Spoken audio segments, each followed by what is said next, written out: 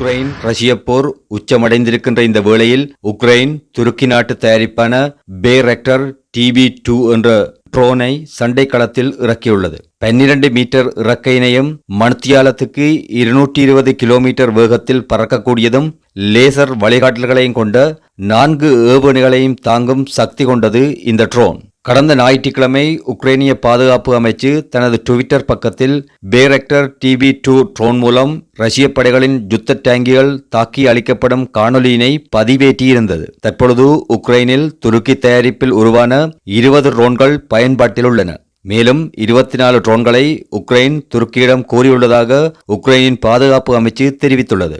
அமெரிக்க தயாரிப்பான deeper ட்ரோனை விட எடை குறைந்ததாகவும் விலை குறைந்ததாகவும் துருக்கி தயாரிப்பான பேரக்டர் TB2 என்ற ட்ரோன் காணப்படுகின்றது. 21ஆம் நூற்றாண்டின் AK-47 என்று இந்த ட்ரோன் வர்ணிக்கப்படுகின்றது. கடந்த 2 வருடத்தில் துருக்கியின் தயாரிப்பான ட்ரோன்கள் எதியோப்பியா, லிபியா, சிரியா ஆகிய நாடுகளில் இடம்பெற்ற மோதல்களிலும் இது பயன்படுத்தப்பட்டது. துருக்கி தயாரிப்பான பேரக்டர் TB2 என்ற ட்ரோன் ரஷ்ய உக்ரைன் மோதல்களின் வெற்றியினை தீர்மானிக்கும் நாக அஸ்திரமாக மாறுமா என்பதை பொறுத்திருந்துதான் பார்க்க வேண்டும். இந்த காணொளி தொடர்பாக ஏதாவது கருத்துக்கள் இருப்பின் கொமெண்ட்ஸில் பதிவிடுமாறு தங்களை தயவுடன் கேட்டுக்கொள்கின்றேன். நன்றி, வணக்கம்.